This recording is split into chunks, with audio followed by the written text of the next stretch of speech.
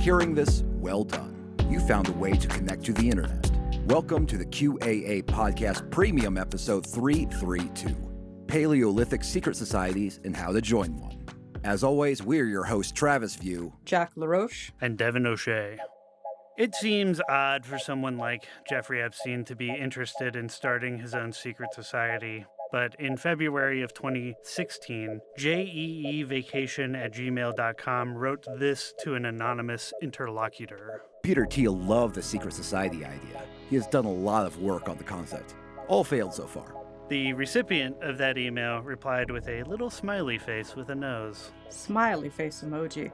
Let's do it!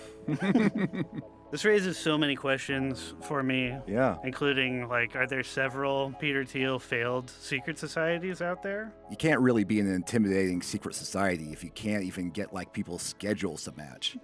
Yeah. I wonder if that was the problem. We were trying to organize sort of a cult of Moloch, but, everybody's just so busy these days. Yeah. It would have been easier over the pandemic. Yeah. By the way, if you know anything about Peter Thiel's secret societies, my signal is devintOshea.40. But this came at a very particular time. The big question for me is, why would guys like Jeff and Peter want to start their own secret club? I don't know that 2016 was a year that Jeffrey felt both powerful and secure, but Peter Thiel was making some very big moves. He was on his way to bet everything on Trump and pull off this giant coup in Silicon Valley that we now all live in the aftermath of. And Thiel became the Trump guy in tech, and everyone had to suck up to him or risk the fury of the federal government. And now we sort of just live in that world. So that might be why the secret society idea didn't have to happen. Yeah. It's now the government uses Palantir to know everything about your life. So really, there's no point anymore. Yeah, we invented a real life Palantir. We have a thing you can gaze into that makes you evil and sees your thoughts. So we don't really need a ritual, you know? Mm. One way or another, Epstein was drawn to the idea of secret societies and secret inner circles, an inside circle for those already in the hyper-wealthy, well-connected inside. But why? As noted by the New York Times, his network already functioned kind of like an elite club.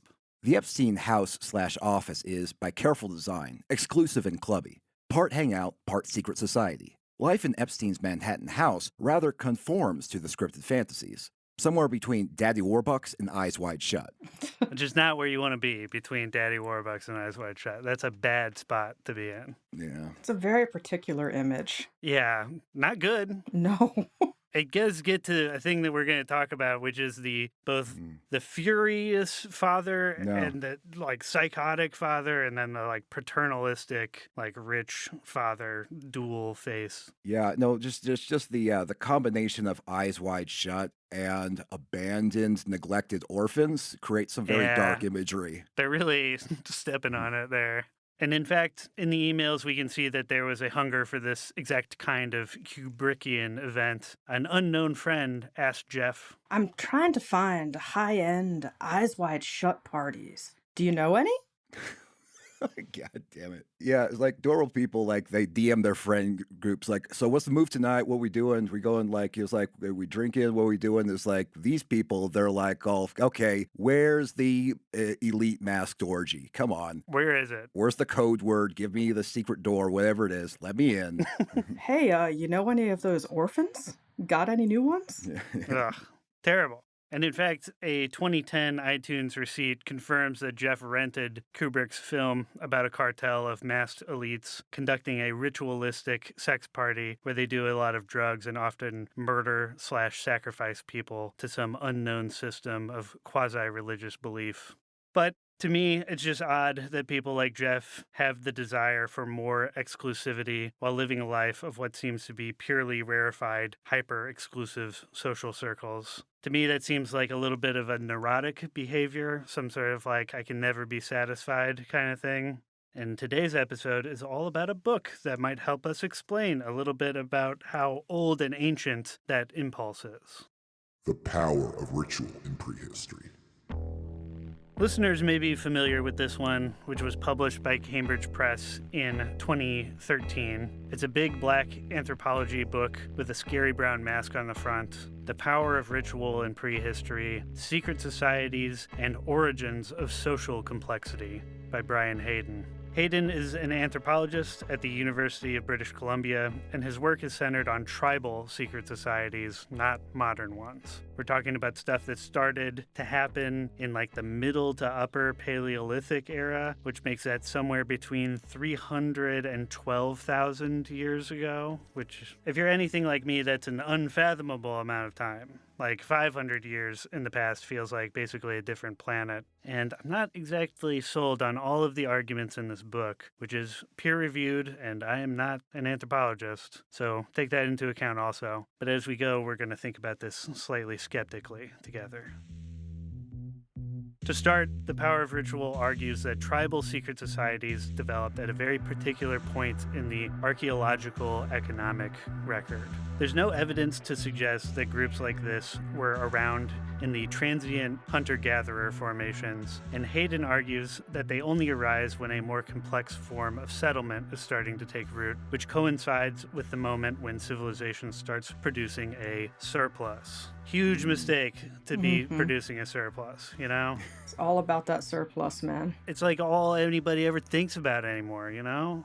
It's just like sad. You know, we had to start writing with a surplus. Like, come on. Ugh, you got to keep track of the surplus? Yeah. You need tabulation? That's so annoying. Doing formal agriculture, huge mistake. Producing a surplus, nothing but bad stuff has come from that.